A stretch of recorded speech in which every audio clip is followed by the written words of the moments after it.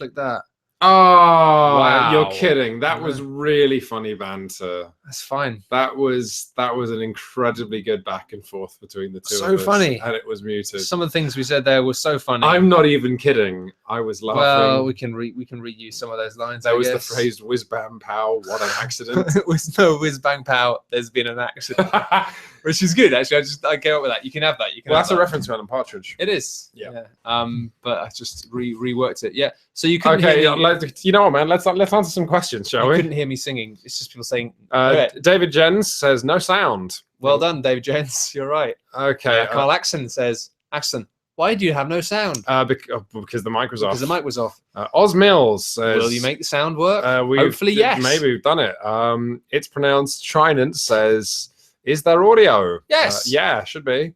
I hope. Oh, fuck. I was... Oh, God. That is a real question. Hit the wall. Hit the question wall. Right, this is the point where now we've got some people here. So we'll actually say, hello, welcome to the Funwraith Q&A time. Thank you all so much for joining us. More than that, thank you for donating money. And you're in for a wild ride for the next hour, because these are always fun. And we still have some absinthe left over from when it was sent to us. Yeah. Welcome back. Hope you're all well and that's well and good. But I have a special thank you I want to say, like 10 minutes in, when we get to the holy grail of 80 viewers, which is the most we ever get. Well, we might not make it. I was really bad actually. I should have put a bat signal out for this a lot earlier than I did. I just forgot because we mentioned it in a post, but then I should have put it on the site. We're getting better. This time, it only took me about 10 minutes to set up this thing. I'm going to tweet it right now. Why don't you answer the question? Okay, cool. Ross M. Oh, by the way, I was going to say, if you are watching this on YouTube, where we give you, because we have to give you a link to the YouTube page, but there's a better page than that. And what you need to do is you need to make sure you have annotations on the YouTube video, and there'll be a little thing in the bottom corner saying, oh, click here to go to the live Hangout page or something like that. Go on that.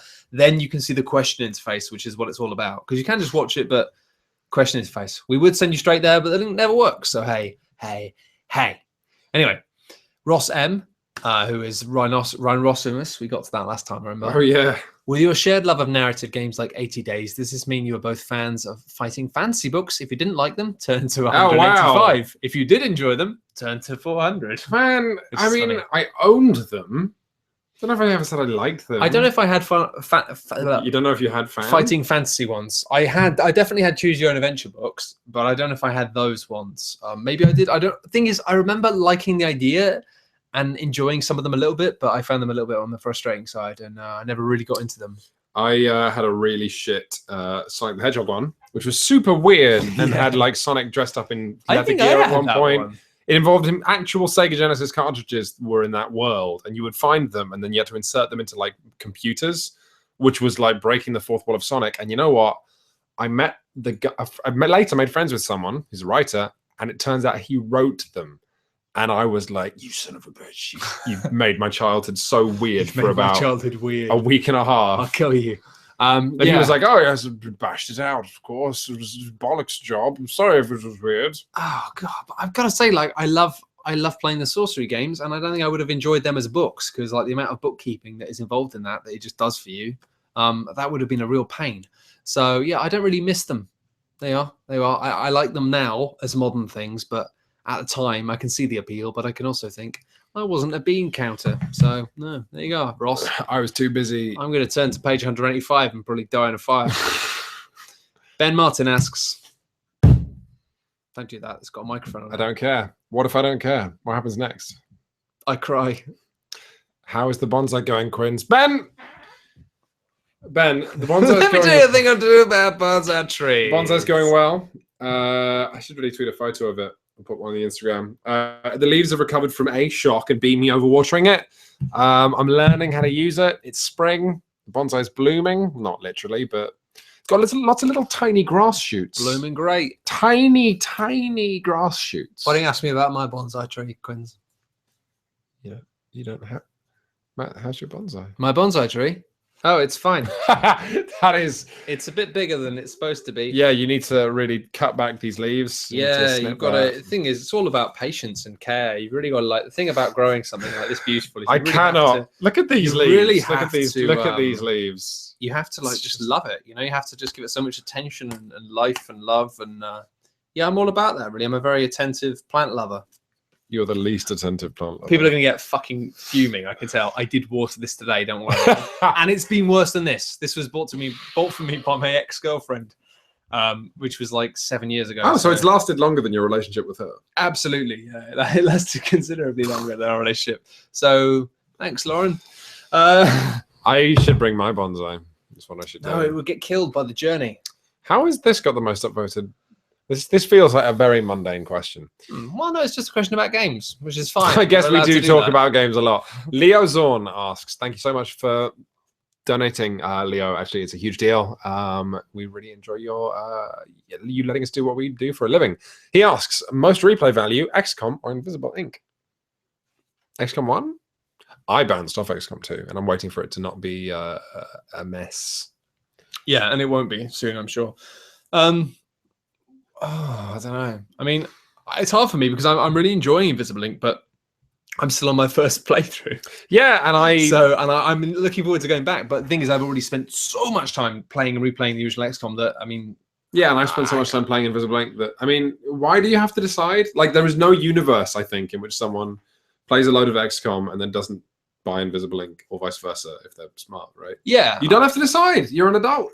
I don't know what's got the most replay value. Doesn't matter, man. No. We're not in the 90s anymore having to rank games out of replayability and graphics ability, sound ability, fanny ability. It's not, it's just, we're no longer in that really, when nightmare. you say replay value, that asks like a bunch of questions. It's like, are you talking about like, no, seriously, like I think from a design perspective, like if you actually, because rather than just dismissing these. Okay.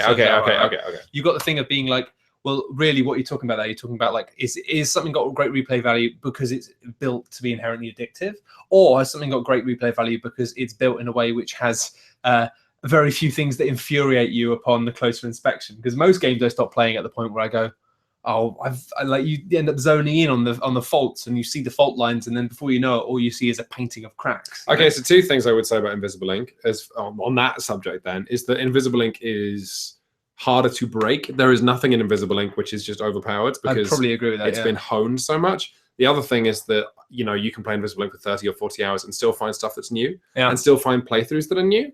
Whereas XCOM, you know, after a couple of playthroughs, you hone in towards what works, and then that's your path. It's funny because XCOM is like super compelling. I love it. I've put so much time into it. I do not regret any of that time, and that's a crucial thing. I don't regret it. But at the same time, it has tons of faults. And the weird thing is, I've not been playing Invisible Ink for that long, but even during this playthrough, as has probably become evident for people watching the series, like I'm just struggling to find like it's just a very, very tightly made thing. It's like it's solid. You can bash it into a wall. It's fine. And XCOM is like cinematic. XCOM is great, but it's kind of fundamentally broken. Depends what your jam is. Fuck, that's a hard question. That's a good question. Oh, you're throwing me under the... Yeah, why not? Quins, what would your regular feature be? Man... It's a difficult thing for guests because Joe talks about this a lot. He guests on regular features a lot. For those who don't know, it's a podcast I record with 3 other guys. And when you're a guest, it's not too bad because you can have an idea that you've maybe been brewing for a little while or something. But with guests, it's like, you know, how would you... Plus, if you only do one guest feature, if people aren't aware, Regular Features is Matt's amazing comedy podcast he does with a few dudes. The other guys on it are brilliant. I really like it. Honestly, they're very, very good. But yeah, if you come on as a guest, it's like you have to figure out how you fit into that dynamic. Like, yeah, you have to figure out what on earth you would do.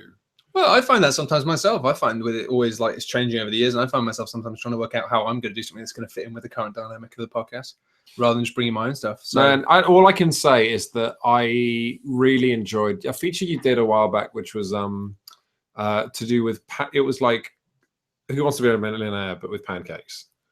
But the thing was, you got the other guys so invested in getting it right that they did the work for you.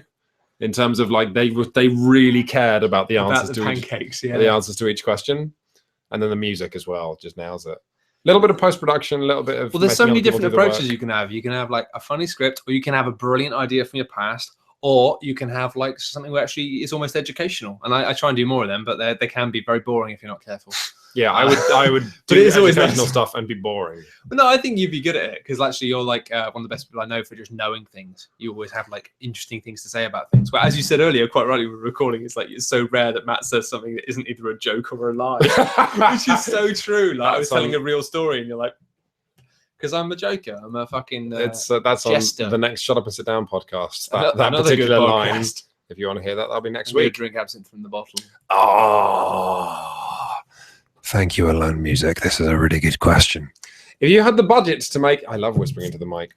Hang on, are we whispering to the mic, or is the mic over there? 1 second. I could tap it, and then the audience could tell us. Let me have a quick look. Wait, that's our mic, right? I could. Yeah, it's fine. It's fine. I just wanted to double check. Sorry. Yeah. Sorry. Thank you very much for donating, Alone Music. That's probably not your real name. If you had the budget to make a feature-length documentary tomorrow, what would it be about? Go. Shit, man. You know, there's a project in. I know some New Zealand comedians that did it, who do the Worst Idea of All Time podcast. Another fine podcast. But it's a thing where you make a movie in 24 hours, and you have as many people as you want. I did that. Oh, did you? Yeah, it was for a film competition. It's actually the first video on my YouTube channel. It's still on there. Fuck, really? Might be unlisted. I can't remember if I left it up there unlisted because it's a bit embarrassing because it is crap. Because I wrote, directed, and starred in it because you had to do it in 24 hours. So yeah, actually, which is fascinating. Having you being the person who's writing, directing, and starring it is helpful for that because you don't have to explain things to people. You can just know what needs to be done. But it was a vampire flick. It was for a horror competition called 24 Hours Later, I think, which was like. Oh, so it's a horror movie in 24 hours. Basically, you've got to go from... The idea is, and I'm sure some people did cheat in terms of they already had the concept. Whatever, yeah. Because how can you police that? But the idea is... The way you police it is you give people the idea as soon as you start. Yeah. You go, here's 24 hours, you have to do a film about dolls. Yeah, precisely. But in this case, it was just like, it wasn't really policed. It was a student thing. And you had 24 hours and you had to go from like concept to finished thing, editing 24 hours. So it was a mad thing of just, we went out, we had the idea, we did the stuff, we filmed at night because it was a vampire thing, and then I edited the next day and sent it. I edited it all in Windows Movie Maker because I didn't have anything else, and we actually got shortlisted. We didn't go to the awards because we couldn't make it, but I think we got like a runner-up or something. I was quite pleased. So it is shit, don't get me wrong, but hey, kind of want to watch it now. You should do a director's commentary for that. The thing that's really bad about it and sucks the most is that I had the whole idea for the intro was going to be a vampire sitting around smoking cigarettes all the way through the night, and it was the idea of an insomniac vampire who basically just woke up much earlier than all the other vampires, couldn't leave the house, so was just in this locked-in garage and just would smoke cigarettes and just look at gothy girls on MySpace all night. And it was supposed to be a really fun intro of basically having like it jumping around to a song by the Super Furry Animals called Zoom, which has a lyric getting "Kiss Me with Apocalypse," which is a nice fun pun. But it was going to be like completely timed to this, and it was going to be quite a light-hearted, like fun intro. Yeah. Then we found out last minute you can't use licensed music, so I had to. So now it's a really dead. I had to go to the only person I knew who could make music, and he required like a kind of quite somber guitar piece, which just made the intro look really pretentious. It changed the whole tone of the film. It was but I love okay, that anyone who makes a movie in 24 hours is going to have something like that, of like something not working. Oh yeah, everything was fucked. What would we make if we had the budget to make a feature documentary tomorrow? What would it be about?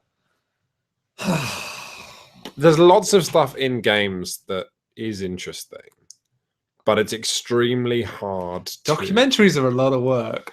Yeah. I'm not sure actually, like, we're kind of working on a documentary thing. We can't talk about it at the moment, but we're kind of working on something at the moment. But that's all. Fine, say that. No, I was just shushing them so they don't tell anyone. Yeah, it's fine, but it's going to be cool, I think, hopefully, but it is a lot of work. I have no desire to like, I wouldn't be like, I want to be a doctor. But someone's offering me the budget, I imagine, in this question. And then it's like, if the budget was on the table, what? It's basically saying you can go anywhere in the world for 6 months with a camera. That's too big a question for me. It's almost too an exciting question to answer because I want to answer properly. Stop being that. The question is too exciting to answer. Yeah. I mean, you have to. Don't give him that as an answer. That's a great question. It's so great. I'm not going to answer it. I'm fascinated in so much stuff.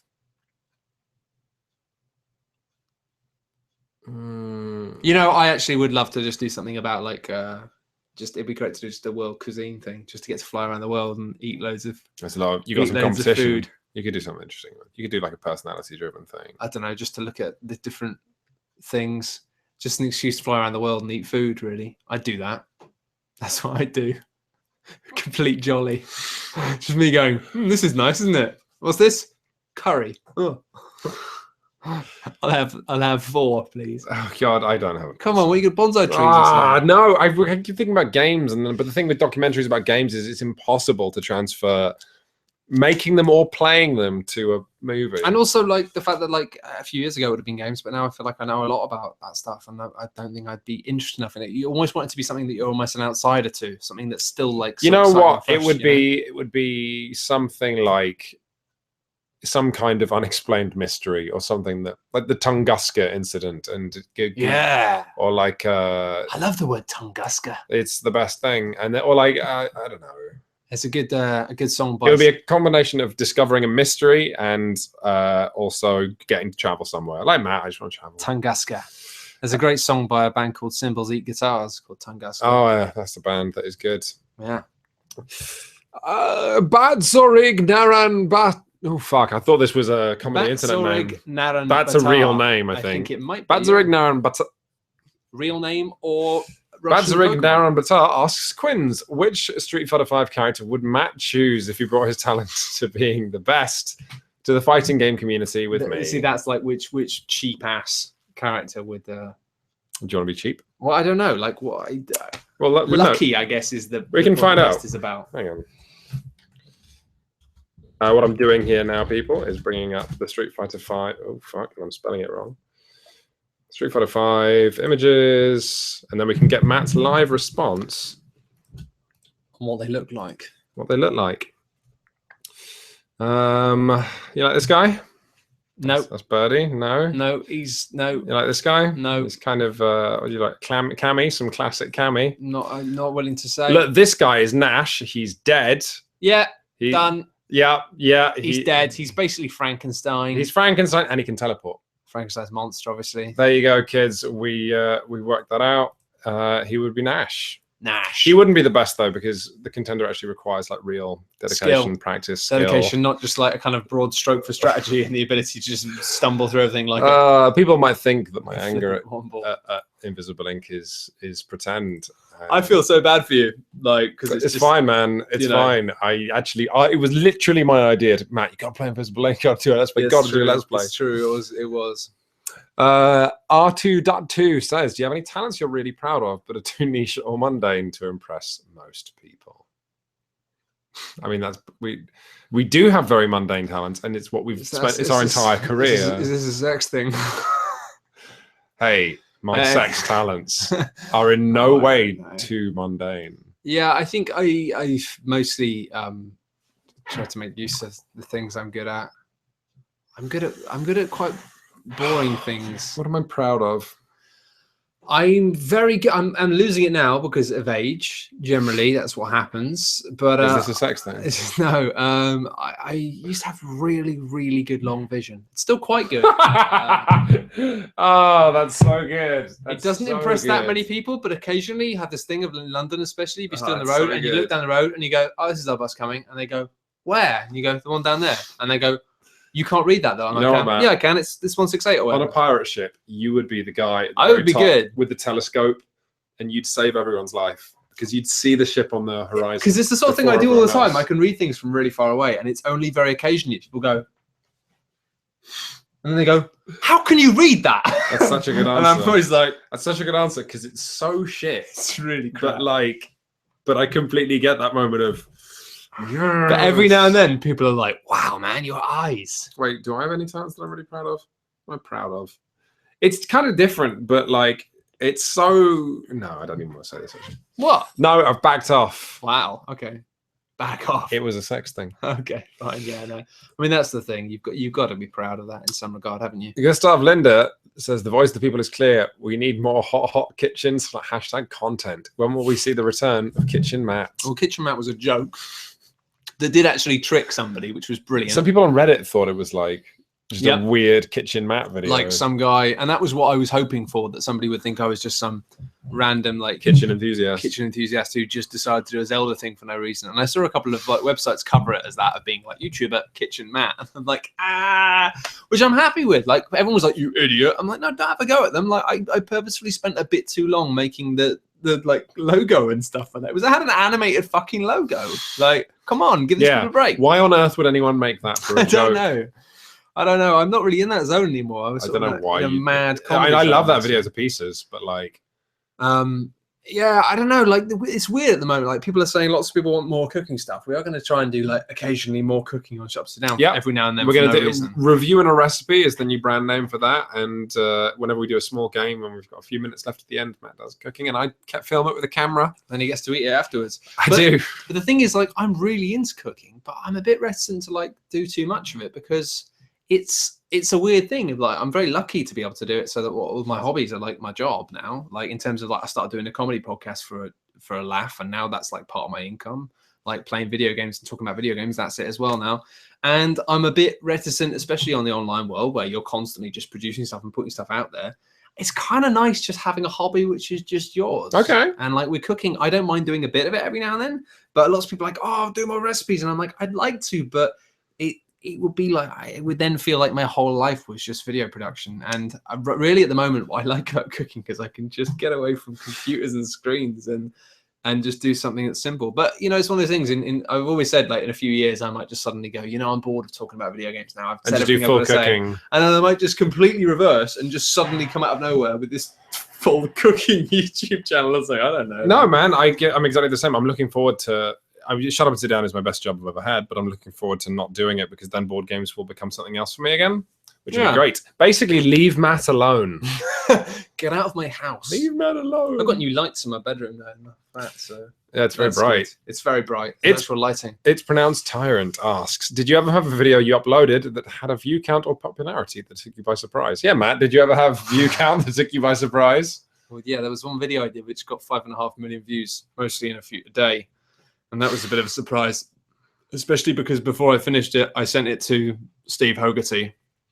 And he said it was shit. No, I genuinely, after I finished it, before I put it live, I just sent it to Steve and said, because I used to make loads of videos with Steve and I made comedy videos with him. And at that point, like, it's one of the only few people I work with in terms of the video was straight up comedy stuff. It's called PS4 Abridged. I'm sure most people here know about that. I don't really talk about it these days that much, but yeah, and I said, is this shit?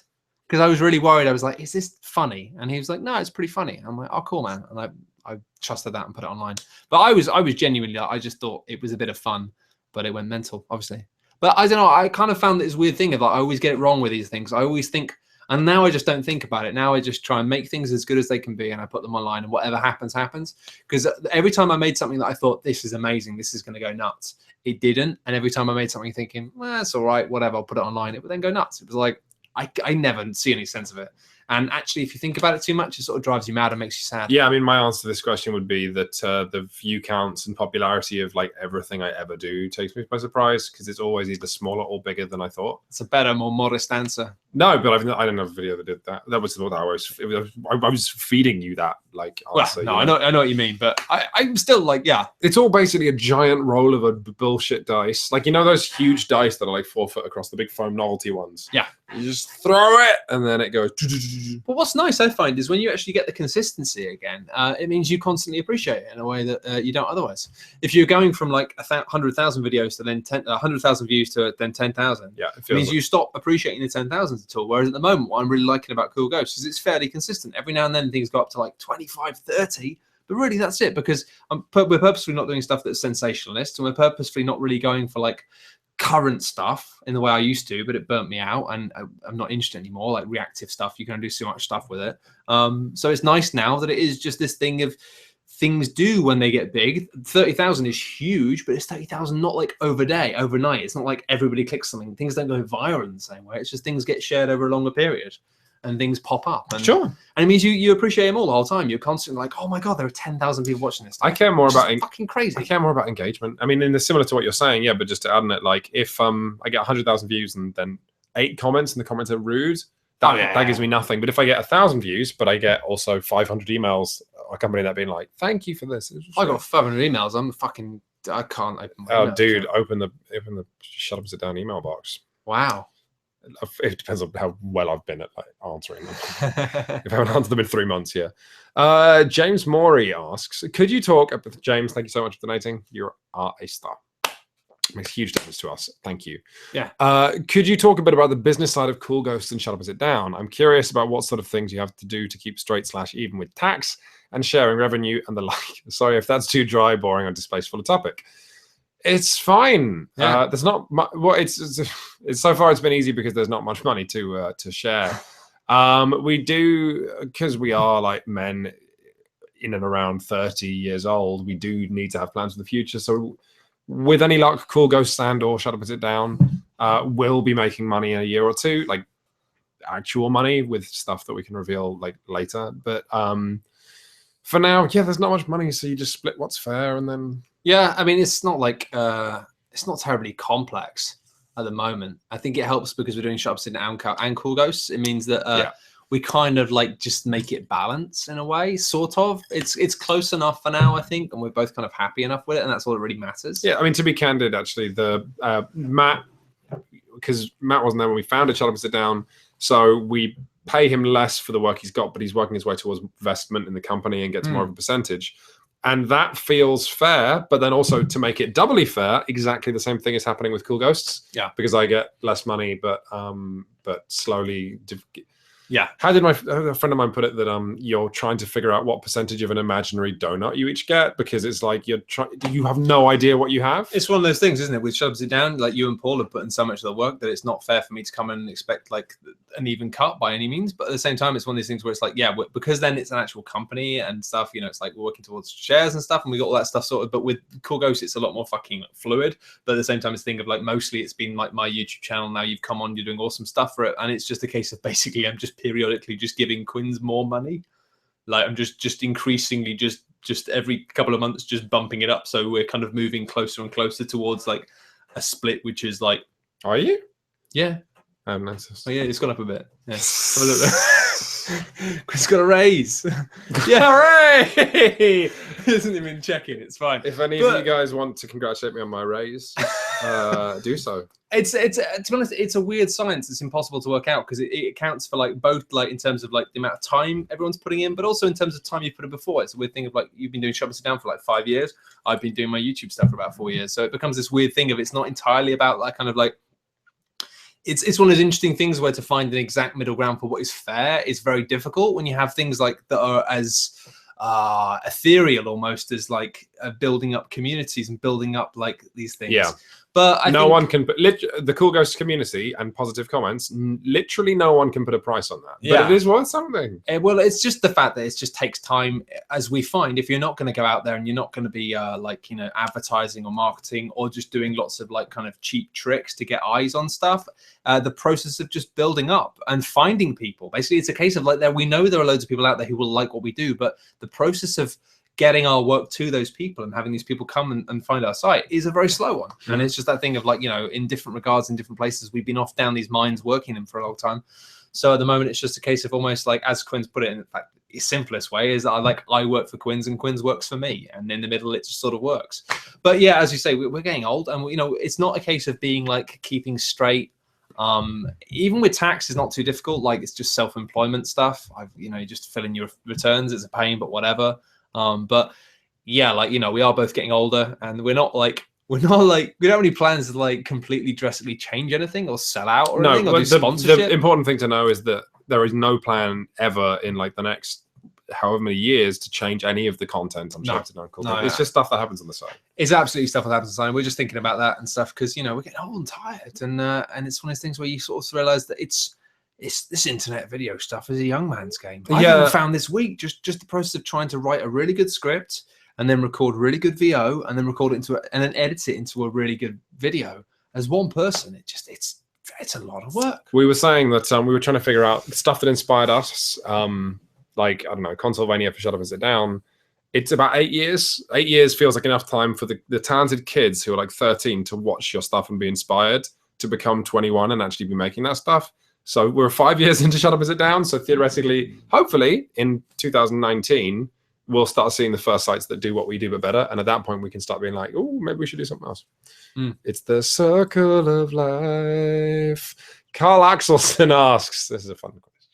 I like this question. Thank you for donating, Carl. You're my favorite. What would be Quinn's position on a pirate ship, because we established that Matt, with his excellent vision, beautiful vision, spider ships, would be in the crow's nest. I would be the captain. Of course, because I'm good at making decisions. Why not? I'm cold. I make very calculated decisions because I'm actually a bit not that social. I'd be fine with that. Yeah, like I'll be the crow's nest. I'm really good at saying things. I'd actually like, to be honest, as a man in the crow's nest, I'd feel good knowing that you were the captain of the ship. Well, I'd feel like it was in good hands. Yeah, no, I'd be good at it. I'm not even lying. That's fine. The thing is, neither am I. Leo Zorn asks, thank you for donating, Leo. Which movie made you cry recently?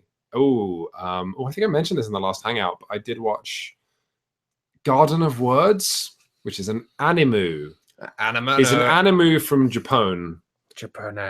And it made me cry like a motherfucker. You know what? Okay, Matt. Everything makes me cry. You know what sucks about Garden of Words, right? Imagine the most beautiful anime you've ever seen. Amazing soundtrack. Like, literally just the visuals are making you cry. And then you're about 50 minutes in. And so you've got about another hour, 10 minutes, right? Uh-huh. And you're like, this is the best movie ever. And then credits roll. And it turns out in that 2 hours you've blocked out for the movie, it turns out the movie is only 50 minutes long. And it's just over. I've never been so annoyed, but made me cry. I had the opposite with Steven Spielberg's AI, when I thought it should end after about an hour and a half, and then it carried on for half an hour more and was awful. Would you have liked it more if it had ended? Oh, yeah. There's a bit where it's like the whole story is about him. I think I saw that. It's about the toy? No. It's a bit. He's the toy bear? No, he's like an android boy. With a toy bear? Yeah. Yeah, I've seen this. I think. It left no impression on me. Well, no, but there was a great bit where it was like the whole thing was about him trying to go and pray to the fairy, and it was bullshit. And then he went underwater to this old statue of fairy and was praying to the fairy godmother to make him a boy. And I just thought, oh my God, this is a brilliant dark ending to the movie. This fact he's just gone on this pilgrimage, but fundamentally his fairy tales are non-existent because he's a robot and he can't ever be a boy. But then it had this bullshit having it. It was basically a classic Spielberg of have your cake and eat it, of being like, oh, isn't that a really sad ending? And now it's the happy ending. What made you cry though?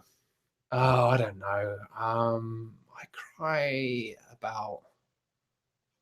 I haven't watched any films for a while. It's always on planes, so it doesn't really count. On the way back from GDC, I cried at. Did I say? I think I told this on a podcast or something that I cried at some incredibly deep, moving film when we come back from Gen Con in 2015, and I was like, "Oh, it was a beautiful film." And then I put on Batman Begins and started crying at Batman Begins. Yeah. So I'm like, oh, I'm just fucked up. But no, at GDC recently, I watched Girl with the not Girl with the Dragon Tattoo, the Danish Girl. Cried at that. Yeah. Then I watched Creed and cried at that. Yeah. So a lot of tears for your boy Quinn. I can't remember what I was watching. What's up, YouTube? It's your boy Quinn's crying again. What's he crying at today? I haven't watched many movies, to be honest, lately. I think I've been like, I feel like I'm still in just a strangely emotional, frail state, which just leaves me just wanting to consume shit all the time. I'm just really enjoying stuff like. Do you enjoy crying? Yeah, I do. But I'm just at the moment, I'm just gravitating towards like easy stuff.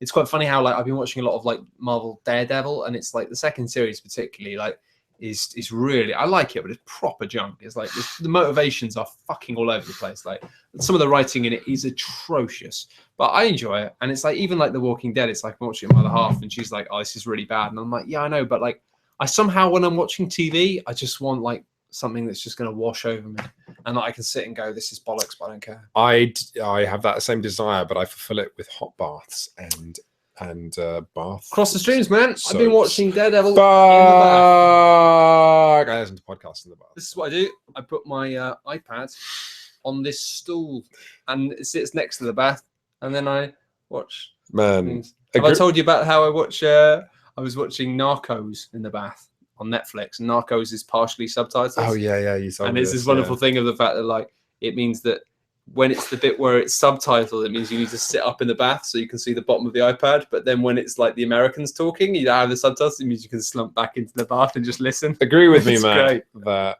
it's the best. That in a world where we can get in a hot bath and watch TV, all is right with the world. I discovered it at GDC last year. It's my favorite thing now. It's just like television in a hot bath. Oh, fuck yeah. Ben Martin says, can we pretend the bear pillow behind you is Paul? He does love bears. I put that in America for my other half. It's good. Yes, Ben. Yeah, sure. Yes, you can. You can do what you want. Nick Clark says, "Are you two doing anything for International Tabletop Day?" Here's the thing. Nick. And thank you for donating. Nick, tabletop is a source of great anguish for Matt and myself. Tabletop meaning the show Tabletop. Of course, Geek and Sundry's Tabletop sponsors International Tabletop Day. Yeah, it was a marketing thing for them, and I'm kind of. The short answer is, with as little bitching about Geek and Sundry's mediocre show that they produce with literally tens and tens of thousands of dollars each week, is that every day is International Tabletop Day for us. We play tabletop games all the time. Every single week we're publishing reviews, trying to make the tabletop industry a better place. It's cute that you guys do it for a day, but us... Yeah, it's one of those funny things. I think especially personally as an XPR, like these days, I'm very naturally and reasonably skeptical and pessimistic about it, because there's so many days that are just invented by companies to promote things and then just end up sticking in the calendar lexicon forever of being like, it's International Sausage Week. Is it? Like whether, and it's like, that's because it was done by Wall Sausages or whatever. And like even Blue Monday, that thing of like, oh, it's Blue Monday, it's the year when everyone's at least happy every year. Not true. It was entirely invented by a PR firm years ago, and yet papers still talk about Blue Monday as if it fucking exists. So when it's stuff like International Tabletop Day, especially when it's like literally a sponsored day by another website that they're all right, but we don't really share anything in common with, and they do have a vast amount of money, and if we had that money, we'd do something loads better. Yeah, whatever. Man, we would do. I think it's fine. There's a difference between being jealous of other people having money and looking at other people's money and going, oh man, if we had that exact same budget, we could do some really brilliant stuff. Yeah. But hey, that's just, I mean, also, we probably wouldn't get the viewing figures that they do. We would do stuff that is better. I mean, let's be honest. I'm going to be completely honest here. Neither of us are physically Will Wheaton. So that's fine. That's absolutely fine. We've talked and he to the does doctors. Loads of good for their industry. Although he did throw his producer. He threw a manager a bus, which was horrendous. But overall, I think on the overall scale, he's above okay. Eric Tengblad, famous Shut Up and Sit Down forum moderator. And, he's a good guy. And in fact, the silver medal winner of the Swedish wrestling school championships in 2014. Says, I'm about to start the process of buying an apartment for the first time. What's the most stressful and nerve-wracking thing you've ever done? Jeez. Additionally, what's more important, location or amount of space for board games? Well, second question. Location. No, amount of space. Give me a big table or give me death. Most stressful and nerve-wracking thing you've ever done? Oh, no, I know this. It's the thing I told you about of New York University's game design course, which is host to some astonishingly smart people, do a yearly convention where they invite really smart lecturers to talk. It's called Practice. I go every year because they like the work that I do. I'm very lucky to do that. Also, they're friends with my fiance. And they invited me to do the closing talks, which is like a 15-minute talk wrapping up all the themes that have been put down by people smarter than me. And I had a panic attack in the hotel room beforehand. And then I got in the bath to calm down and had a panic attack in the bath. And then I did the talk and it was okay. But literally crying. Fuck, they don't know that. So this is literally me putting it out on the internet for the first time. I doubt it will get back to them from the 61 people watching this. But yeah, that was intense. I was happy I went, happy I did it, and I was happy with what I provided. But I've got a lot of respect for a lot of people who work in games. And I think I'd freak out at that, to be honest. I don't actually get asked to do anything prestigious. So that's not a problem for me.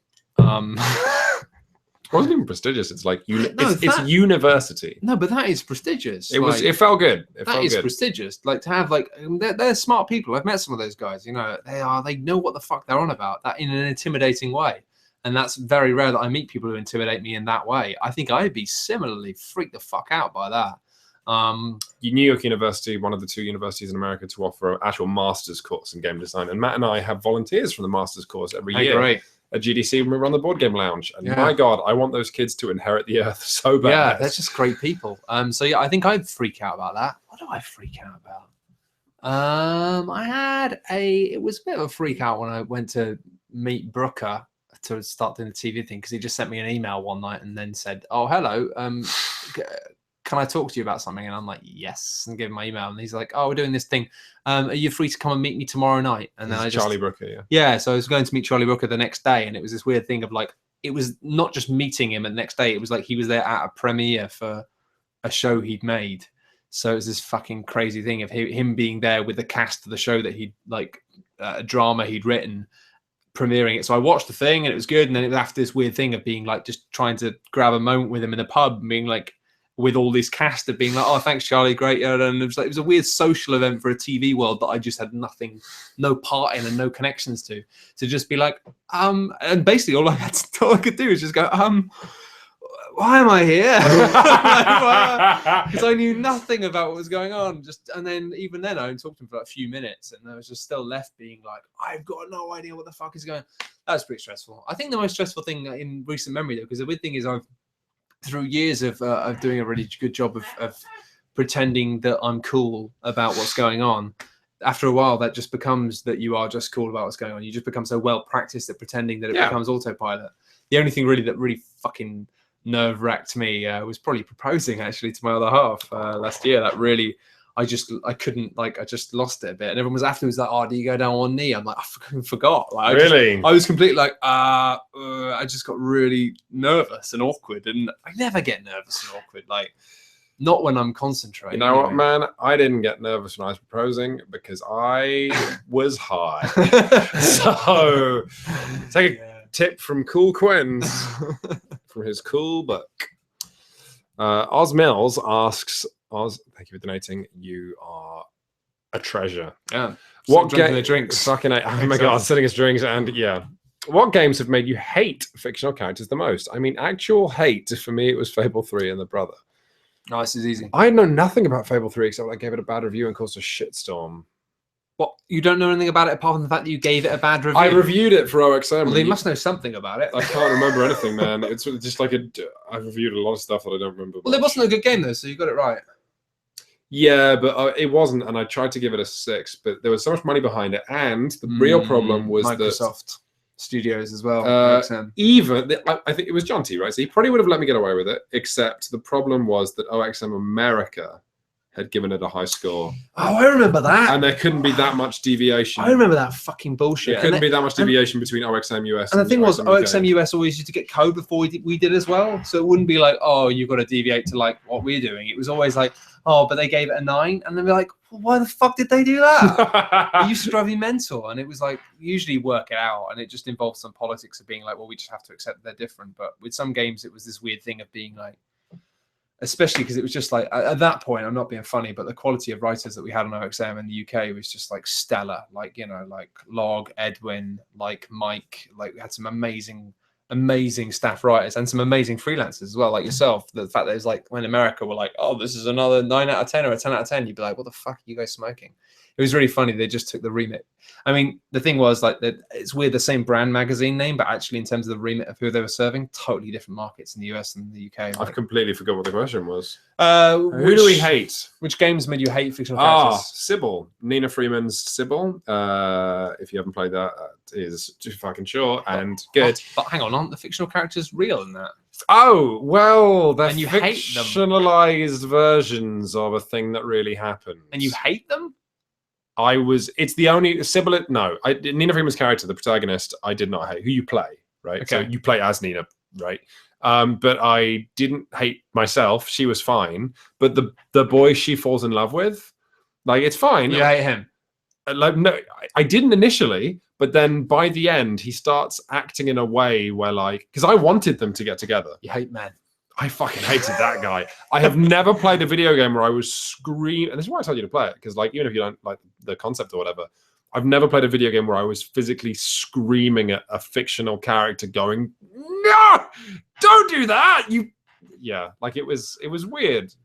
I think for me, he was being a coward. Cowards are the worst. Just step up. Step up. Get high. What games made you hate fictional characters the most? Easiest for me, it's Far Cry 3.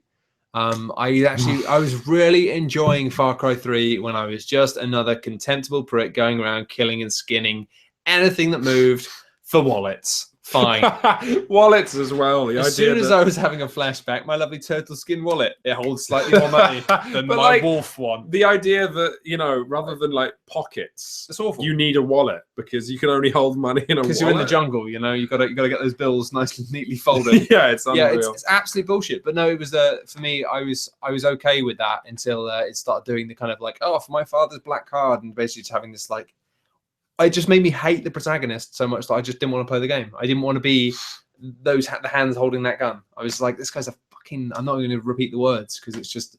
I had the vitriol I have for the characters in that game, and I know that maybe it's like, oh, maybe it's not good being fucking privileged white trash or something, but I'll just fuck off. Oh, you think it was a statement on the I think it was supposed to be, but I despise the characters so much. I hated.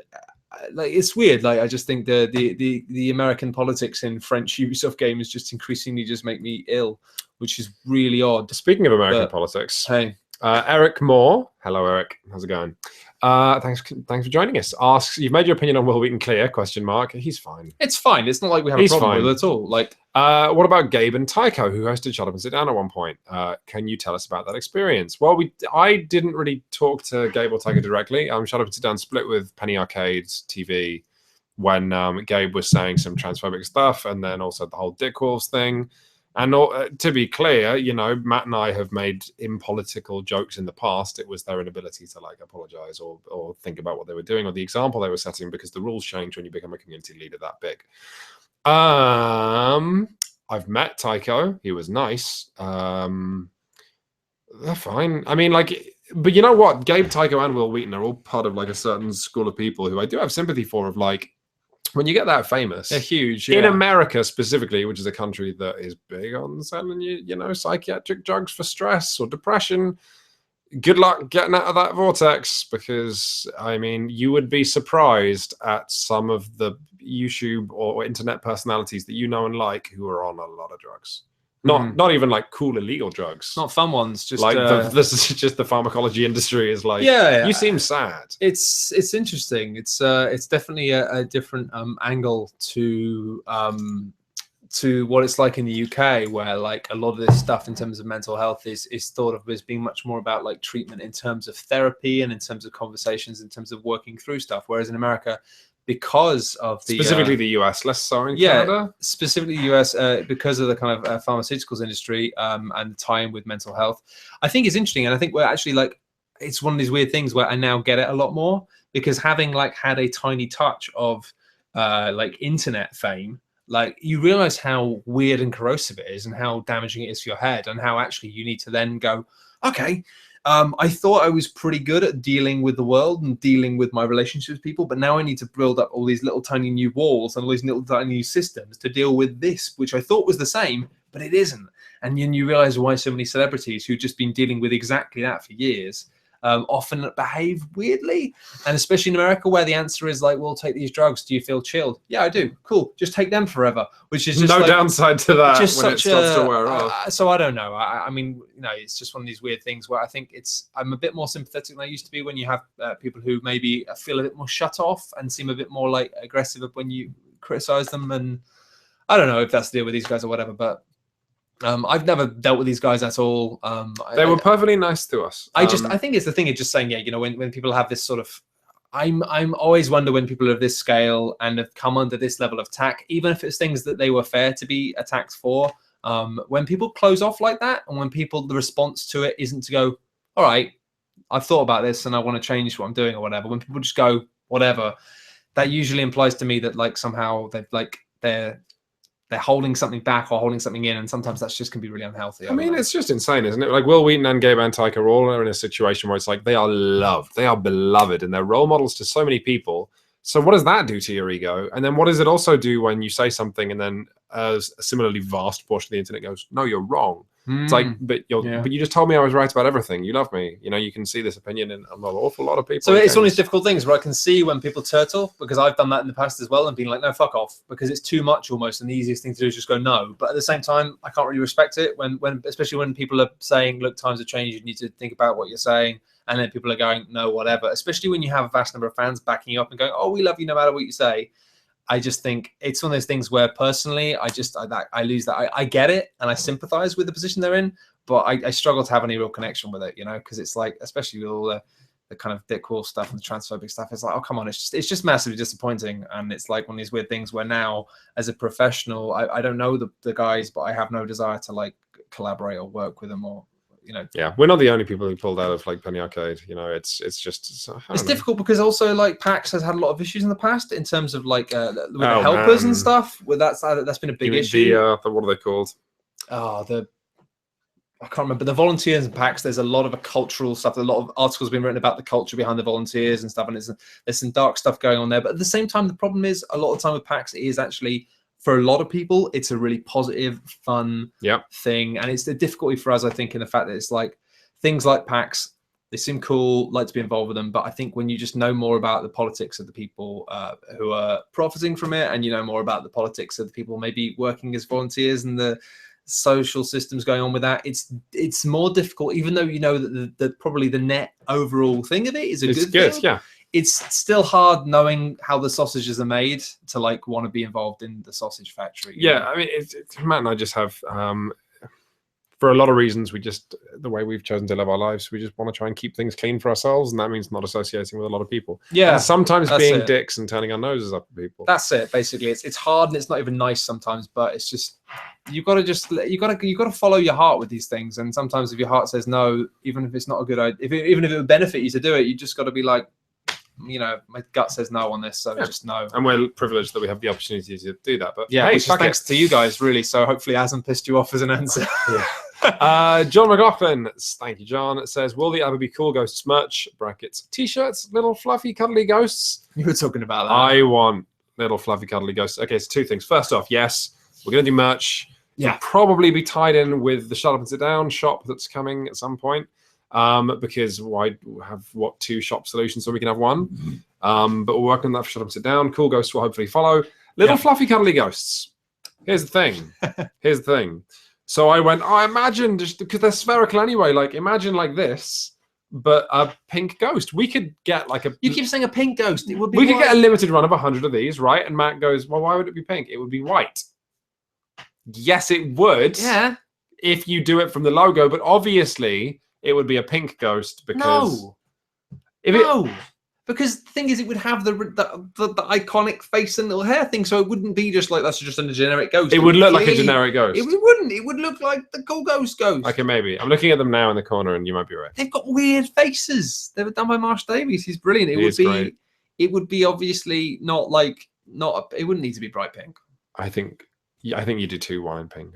But yeah, no, definitely. I mean, it's one of those weird things where, like, at the time, one of the reasons when we were planning the website and doing the logo, one of the reasons we went with the logo we did when it was finished is because we were just looking at it, and we were a bit reticent about it for a bunch of reasons, but mainly I was like, it just looks so cool. It's like, it's lovely logo. The ghost looks so cool. And the thing that boiled it down for me was I was like, I'd wear that on a t-shirt. Like, just because even though like we could just say Cool Ghost and these two weird little ghosts on it, even if you don't know what it is, it looks cool. I think it looks really fun. And so I was like, I want that on a t-shirt. So don't worry, like, we have got like high-res vector of it, and like it will happen. It's just we're going to sort out the Shut Up and Sit Down merch first. And immediately we'll do the same like thing. Look at this. Look how upvoted this is. Osmel says Team Pink Ghost. How upvoted? How many things? Oh, I don't know. I had like 9 or 10 or something.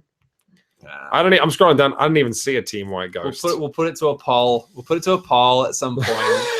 Well, we gotta have like prototypes made, right? Absolutely. I don't even know how you get these things made, but hey. Muriarty says, do you ever consider going back to the failed truck driving hangout idea, or did that just die due to technical failure? Man, that evening took like about the thing when American football players, the thing is like every time they take a hit, it takes like a month off their life. Right? It's like trying to do the truck driving hangout was a hit that took about 2 months off Matt's life. It did age me. But I also think like the thing is like, I think about this a lot. I've thought about this a lot, and I think, we could just do us streaming a game and have it like, as a private stream for patrons. But I think actually what's nice about this is by having us focusing on just basically us sitting here and talking to each other or talking to you guys on the camera, it's like we're actually kind of focused on it a bit more. You know, it's nice. I think it's nice to have that focus because really, it's like you guys can basically ask us anything here, and anything we can answer, we will, and we'll give you the best answer we can. And also have some fun along the way. But I think it's kind of nice to have that focus because I think for streams we streams you just do let's play. Streams are fun and let's play stuff is fun, but I kind of feel like you can get that anywhere. So I don't know. Sam asks, Hey Sam, love you. What's the best thing you've missed because you had to go make a cup of tea / go to the loo, etc., etc. You know what? I've missed so many things because I had to go to the loo, but I've never regretted it because I don't like the idea of pissing myself. So I've been at festivals, etc., where I've lost my mates because I really need the loo. But you know what? I've always just stood at the back on my own or with some strangers, not needing a piss. I don't think I've ever missed anything amazing because of that. I think I have, but I can't remember what it is. I'm sure I've missed things, but nothing. Obviously, I don't resent it. Like I got nothing. I once came back from lunch and found half of Jedward sitting on my office chair. Really? Rifling through my drawers, and I went, "Hello." Wow. And then they were like, he was like, "Oh, I was looking to see if you had any chalk." I was like, "Yeah, I do have some chalk here." And he was like, "Oh yeah, you're the best." Was this when you were at a PR? Yeah. And he was like, "You're the best. What's your name?" And I'm like, "Matt." And he's like, "Ah." And they wrote on the massive chalkboard board, "Matt, Employee of the Month." And I was like, man. I was saying to my boss, like, I think that's binding. So it wasn't. But yeah, that was kind of surreal. That's a bit showbiz. I quite like that. I mean, when you're in PR, it's like you're living in a dream. No, I mean, it was showbiz. It was way. showbiz of him to be like Matt, Employee of the Month. And they were just mad kids. Actually, I really liked Jedward when I met them. They were just really sincere, excitable nutters. They were like they seemed to be just genuinely full of energy and life. And I thought, all right, yeah, fine. Anyway. Sorry, I just like to blitz these. I'm going to have to go soon. That's fine. Yoan Dooley. Yoan? Hey, Yoan. Ian? No, is it Ian? Ewan. I think maybe Ewan. We've done all three possible variants that it can be. Yo. No, it's not that. That's just racist. Sorry. Racist Apologies. against the Irish race. It is. I'm sorry. What other shows on the internet do you think are closest to your visions for Shut Up and Sit Down? Cool Ghosts. None. This is kind of that thing where we're like, if it existed, we... Yeah, and I think that's fine. I don't think that's arrogant to say. I think it's one of those things where you do what doesn't exist. I was talking about this the other day, about like the fact that like now I do different things to what I did before because now that gap has been filled. Like I was doing spoofs of E3 conferences and stuff and like presentation conferences because no one was doing that. And then now loads of people do it, and I've not really got interested in doing it. I mean, no one does it very well, but whatever. Like it's being done. I really like Extra Credits, and I like the new series of Video Garden is good. It's kind of I still like it. I can't watch it, but it seems alright. I'm sure. Extra Credits has some good stuff, but with animation that I couldn't do. But you know, in terms of my Cogwatch stuff. But yeah, no, I don't know. We do our own thing. If there were similar people, then we would quit or just do something different. I mean, I feel like at the moment with Cool Ghost, we're doing something different because I've been doing different things for years, and this isn't being done by. You know what's funny is that Cool Ghost isn't even that different. Cool Ghost is the YouTube channel that literally every UK outlet wants, and none of them can afford to do. Or like a lot of the. Well, no, that's not always the case. I suppose so. I think some of them different. I mean, there's a lot of places that do quite deep dives into analysis and stuff, but I don't think there's many places that do that, but with like kind of with the fun and the jokes. Yeah, I agree. Yeah. I'm skipping and with the good-hearted nature. There's lots of places that do analysis, but with jokes, but it's always taking the piss out of stuff. Whereas we do take the piss, but also mostly just make jokes that are just funny rather than mean. Is the grammar on this a Jim Sterling reference? Matt, I remember hearing you about doing some work with Jim fucking Sterling's son. Is that happening? I was supposed to be on the Jimquisition podcast, but they just kept messing it up. I was like, they forgot about it one week, and then they forgot about it another week, and then I thought I was doing it last week, and then nothing ever happened. And it's one of those things where, not to be harsh, but like I kind of have given them 3 Wednesday evenings of my life, and I'm kind of done now. You know, I feel harsh, but like when you spent 3, especially when you're an adult with a fiance who you cook for and do nice things, it's like, I don't know. It's yeah, I think maybe in a year or something, but for now I'm kind of like, I was okay twice, but with the 3rd time I was like, oh, come on. Like, I don't know. I don't know if maybe they changed their mind or whatever, but 3 evenings is a lot to give away as a 31-year-old man. So for now, he's a lovely guy, but I can't be bothered. You know, sorry. Let's do some rapid fire stuff I was going to say to whack this off. That would be wrong. Leo Zorn asks, this is kind of like Cool Ghost After Dark with all the jokes I've been making. Will you ever do a musical episode? I mean, Paul from Shut Up and Sit Down always wanted us to do a Shut Up and Sit Down musical episode. Despite the fact what would it be like? I imagine it'd be like the Buffy one.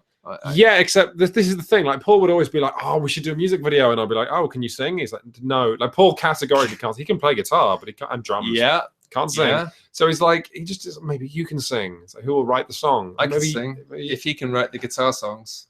Maybe between the three of us. Well, no, between you two, you have like a full thing. You can be like the kind of Bez. No, I was thinking like you'd be like the sexy girl. But flicking my man, just being like cut to some footage of Quinn's dancing and looking at the camera. That would be really funny. Actually. That would be really funny. If you two want to conspire to make it happen, I'll see. I'll have a word with Paul and see how many albums of music he's got. It's depressing. I don't want to. Worst recipe you've ever created? I don't know, but I've cooked a lot of bad stuff. There's a recipe book called Deliciously Ella by a woman called Ella Woodward. Awful food. Awful. She just puts like 4 lemons and an avocado into everything. It's genuinely inedible a lot of the time. It's very fashionable. Women absolutely love it at the moment. It's very popular. Absolutely terrible. Awful. I fucking hate it. Nick Clark asks, if Quinn's accidentally shuts the stream down again, does he have to do a shot?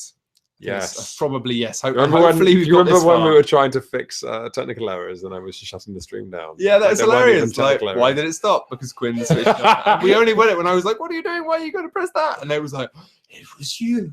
It was you all along. Good stuff. Charles Pegg asks, as my life is now between buying board games and my new job as a sustainability officer, what board game would you say are environmentally friendly, especially in theme? We talked about, actually, no, environmentally friendly. We talked about the difficulty with this on the Shut Up Sit Down podcast, going live next week, episode 40. We don't have any answers for you on that, or now. Environmentally friendly in theme? Power Grid encourages you to have sustainable shit. I don't know. Give us another question. Okay. Is there any good ones, or is this a good time to look? Any details on changes coming to Cool Ghost and Shut Up and Sit Down websites? Not yet. Watch the space, but not for Cool Ghost because nothing's happening. Yeah, it's tricky. Like, we really wanted to get Joe involved lots more, and he was up for it, but now he's got a new job, and they are a bit less flexible than we'd hoped in terms of him being able to do external stuff, which is a shame. It's one of these things where if we had more money with Cool Ghost, like if we had like considerably more money, then we might actually be able to say to somebody like, look, do you want to just come and do this? It's like a decent job. But it's this difficult thing of having this weird middle ground, especially in being London, of being like having the money to pay people for freelance, but then people have jobs and they're not allowed to do it. So it's like, we did think about a ridiculous thing of like, oh, Joe, listen, we'll put a stretch goal on the Cool Ghost Patreon of like, if we can get to $6,000 or $7,000 a month, we'll bring you on full time. And then we realized like, how would that look to Joe's employer? Yeah, like current employer is going to be like, excuse me, crowdfunding like your ability to leave our job. Yeah. And so it's one of these really difficult things where it's like, we have people we'd like to work with, but people have jobs. And unfortunately, like, unless you can literally offer them a good chunk of a salary, they can't leave their job. And it's... Shut Up and Sit Down, though, getting a small tweak in the coming future. Yeah, some cool stuff coming soon with that. Let's have a quick look if we've got anything else. People congratulating you. Yes. Congrats on the raise, Quinns. Drinks on you. Yeah, Quinns, you still massive raise, but it's all right. Quinns, you still considering gecko/lizard pet purchases? Corey, I'm not. I bought a bonsai, and it's good because I think a lizard would have been a mistake. And yeah, we got some stuff. Did Matt ever finish Persona 4? No, I got right to the end. I told you wouldn't finish it. I got to the very bit. Like, I'm so close to the end, but honestly, I got so fucked off with the finale of just being like, hey, I guess we're still here talking about stuff forever. There's a weird thing about that, being like, what the hell is going on with that? And I was curious about this. Any future in script writing for you, Matt? Because I was always wondering, like, after the Brooker thing, like, because if it had been me, I feel that after a couple of months after that thing airs, of being like, hey, Charlie, if I want to do more of this, what should I do? Yeah, well, it's difficult. Because he owes you that much, obviously. Well, I mean, he gave me some more work. Like, I did some work on the weekly wipe stuff and the yearly wipe. So it gave me a couple of other little credits there and there. But the thing was, Charlie's an incredible talented guy, but he's not that organized, and really he was my only connection. And really, if you're going to have a connection, you want to have a connection with somebody who's like a producer or something, somebody who's like the person who's constantly getting things going. Whereas as the man who is basically the talent, he's either like doing shows or writing shows, and it's not really like in terms of getting things. If anyone has ever emailed Shut Up and Sit Down and waited a month for a response from me, it's the same. I'm not very organized either, so I got some more work having, but it became this thing of being like, well, he's my only real contact in the industry, and I could start going around and saying to other people, oh yeah, I've done work this script, but also I just found I wasn't like I enjoyed doing stuff in TV, but I wasn't it wasn't the kind of gold pot at the end of the rainbow that I was expecting, in terms of it being like, it was a bit frustrating to have this thing of being like, you write a joke and then it goes on to somebody else and then somebody else edits the video, and then you end up having this thing of being like, oh, they didn't really get it right and stuff. And it's just this weird disconnect. I just felt like it wasn't really worth fighting for a career in TV. I'm sorry to hear that. It's fine. No, it's good. I think it's good to learn this early, really, because I think otherwise I would have spent years and years and years being like, oh, I want to be on telly. And now I've done it. It's like, well, actually, if somebody came up to me and said, hey, Matt, do you want to do what you're doing now, but do it on telly, and we'll have all these people doing it, I'll be like, yeah, all right. But it's a lot of work. And you realize with TV, a lot of it is like pitching, having the ideas, getting teams together. It reminds me of like, I thought I might want to write for games. Then I wrote for a game briefly and went, fuck that. It's like most of the time with TV, the way it works is you like get a provisional team together, you get some ideas, you pitch it, and then after pitching in series, you might get it greenlit, and then you get some money, and then you've got a job, and you've got a job for like 6 months, and then you finish it, and then you've got no job again. But it's like the majority of the time, people have ideas and say, oh, this is going to happen, this is going to happen. And there were some ideas that we thought might happen, and I've heard nothing about them. So you just think that's just TV. Like, things just don't happen. Fuck it. It's fine. We can always make stuff happen. I'm happy just having fun, doing my own stuff. Andrew Redkin. Hello, Andrew. You're the best. You're the best. You're the best. You're the best. Thank you so much for donating. Do you have any good recommendations for role-playing or shared storytelling board games that are not based around a betrayal mechanic? Very quickly, Twilight Imperium is a war game that will tell a story. It'll take 8 hours. It'll tell a story. Tales of the Arabian Nights is an amazing shared storytelling board game. Dead of Winter can be played without a betrayer. Pandemic Legacy. God, there's a story that will be told in your house. And that's someone's to get you started. I think we've run the end of our juice. Yep. End of juice. End of juice. 5 more minutes, and then I'm out. Okay. Karate. I'm out because Karate Matty. Didn't sleep well what last night. Are you currently playing just now for fun, not work, and the like? It's tough because I know you're in the same boat as me. Where between Dark Souls and Cool Ghosts and Shut Up and Sit Down, anything we play will get regurgitated onto one of those sites. Yeah, I mean, I don't play anything just for fun anymore. I don't have time. In terms of what I'm firing up, and not just for like the Contender or something, Enter the Gungeon. I find myself opening the icon for that, and Bunker Punks. Bunker Punks is. I guess actually one thing I would say is because I couldn't do anything else yesterday because they were changing the lights in my flat, and I couldn't use any computers or an iPad or anything because I hadn't charged anything, and I had basically sitting around doing nothing. I restarted playing SteamWorld Heist on my 3DS, but I completed the game and then started again like New Game Plus and was playing on the hardest difficulty and playing some of that again, reminding myself that SteamWorld Heist is really good. And I was sitting there thinking, I haven't really done anything with this. I'm not going to do anything with this. Well, I will when it comes out. But that's the thing. I was playing it thinking, you've already finished this though. But I'm like, yeah, but you'll make a video about it when it comes out on other platforms and it's easier to capture. So you're always working, Especially as you get older, like you kind of think, it's fine, I'm working less. But then you have less time to play stuff. So you have to be like, well, I've got to. You find yourself being like, if I'm playing stuff that I'm not going to talk about, then man, when I was a kid, I played so much, and that's it's didn't have anything to do, did we? No, I mean it's good. It gave me literally the foundation for my entire career. Carl Axelson, hello, Carl. Do you guys speak any languages besides ye olde English? Is there any you'd really like to learn?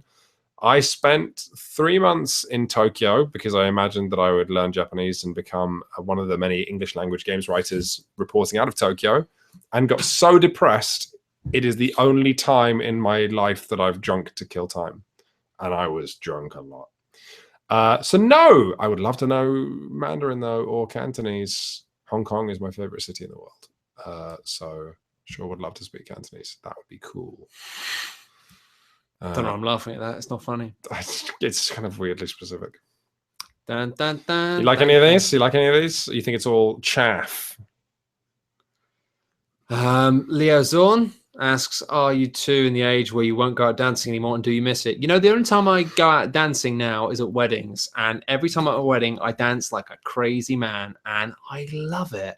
And what I also love is I'm actually all right at it, which means I have this wonderful thing of just being regarded as being like the kind of geeky, yeah, Emma's, he does geeky things. Throw shapes. And then I get on the dance floor and I can dance, and everyone's like, what the fuck? Like, just fucking going for it. And, I can't dance, but I do go clubbing still. I've secretly got the moves, but I love it. And I've recently, every time I go to a wedding, I'm like, why don't I go out dancing anymore? I love going out dancing. Weirdly, so when I was in my early 20s, I felt like I should go clubbing and I wasn't. And then now in my late 20s, I've got a friend who's really into music, and I go to these amazing funk and house nights that are just like astonishingly good. Yeah, I need to. 30 years old, and it's like, to, where was this when I was younger? I need to start coming to some of them because I just love dancing. Like, come to Tim's nights on. If you like dancing, my friend Tim, you can call up London's Loading Bar and ask when my friend Tim Anderson is playing, because he DJs sporadic Friday nights, and he is incredible. He's got great taste in music as well. He's very good, and it's a game-themed bar, so you won't even feel out of place. But do some dancing. But yeah, I love dancing, and every time I'm out, like, why don't I fucking do it? Like, why don't I do it more? Because the thing is, I don't like the rest of the bullshit with clubs. I don't like the expensive drinks. I don't like the sleazy guys. I don't like the pulling culture. I just like to dance. I'm just going to answer Sam's question that I'm going to go. Sure. Sam, hello Sam, says, loving the contender. I don't own Street Fighter 5, but I've decided to dust off some other fighting games, but my hands really hurt. How long can you play before you have to take a break? And do you have any tips so my fingers don't fall off? What I can tell you is that playing on my stick and drilling combos, and I asked Ian if he gets this, and he doesn't. My hands don't hurt, but I start feeling physically sick. And I got this with Fly Wrench as well, Nidhogg game with like very specific, like die, restart, you know, like that kind of very tough, impossible input, and trying and failing, trying, reset, try, reset. After doing that for about 2 minutes, I'll start to feel like I want to throw up. So different strokes. What a great game, though. Am I right, Sam? And on that, I wanted to say to people specifically that I've been enjoying doing the contender so much. I've been enjoying learning about Street Fighter, which I never would have had the opportunity to do working for any other outlet. And I wanted to thank you guys for letting me do that, because it's a project that I love. I know that people who don't and do play Street Fighter are all enjoying it. It's getting people into Street Fighter. It's just great, and I really appreciate being given the chance to do it. So thank you all so much for donating. It's just a massive deal. That's exactly how it works. Like, it's funny, somebody asked me it was an off-the-record interview, not as in secret, but it was like for research purposes. Somebody wanted to talk to me about my job and what I do. And they were like, oh, how does it work with Quinns? Like, does he have to pitch stuff to you, or and like, what is it? How does that work? And I was like, oh, he just does whatever he wants. Like, and they were like, well, what do you mean? I'm like, well, it's literally like, he just does whatever he wants. Because it's one of these cool things where I know Quinns is like passionate about stuff. I know he has the capacity to make cool things, and I know he's best, like myself, when he's allowed to just run on passion. And so it's this thing of like, I just basically just don't stick my oar in. It's like, as far as I'm concerned, like, we just have a site and he can just do what he wants, and it's as far as you're concerned, we have a site, which is true. But yeah, no, it's great. He was just like, I'm really fired up on this Street Fighter thing, and it seems to be amazing. Like, I've caught a couple of the episodes, and I'm looking forward to just like having a bit of time to just go for a walk and like have a bit of a binge, like, which is not keeping up with the fun weekly thing of it, but I've been busy. But no, you don't do podcasts much either. I'm not a podcast man, but people seem to be loving it, which is awesome. I love me some podcasts. Yeah, like the next 2 episodes, the first whatever season, or what, like the weekly stint of it will be over in just a couple of weeks. So do listen for the next 2 episodes, because they're going to be really intense, because I either do it in the next 2 weeks or not at all. I've got to say, somebody has pointed out Team White Ghost sounds problematic. And on that note, I'm going to become a white ghost and walk home. Yeah, he's going to go. I'll finally say, I'm just going to try and find this. Let me find this. God, actually, it's one of these weird things where you keep going down and it keeps existing because it's a fake thing. But no, somebody was talking about listening to the Tuesday night podcast that we talked about. We talked about at the start of the Shut Us Down podcast. I was on Tuesday Night Games podcast, which is a podcast by Tuesday Night Games, Night with a K. And I was talking about, I think particularly we're talking about gay marriage and the fact that I try and use the term partner for various reasons rather than girlfriend or whatever. And that's explained more in that podcast. But somebody was saying that they did like the fact that Regular Features was good at that. I've lost it. Oh, here we are. I found it. Thank God I'm floundering. Someone saying it was a regression, saying as one of those queer kids who found incredible solidarity and comfort in regular features, thank you so much. So yeah, thank you. Oh, that's great. Because honestly, I didn't even, when I started doing regular features, the fact that it was half gay and half straight, I was just having fun with my mates, and it wasn't until like we'd done it for a couple of years that I started to realize it was actually having a cool impact on lots of young people to see that you can have a future where you've got like a mixture of like you can have basically be gay and talk openly about sex and love and your life with straight men and have them be as cool with that as they would be if it was straight men doing it with straight men. So yeah, that's been awesome, and I'm really glad that it was good for you. And this is from somebody who compliments you incessantly live shows. Thank you. I'm definitely not sure. That sound like an elitist when I say I'm not sure who that is, but thank you.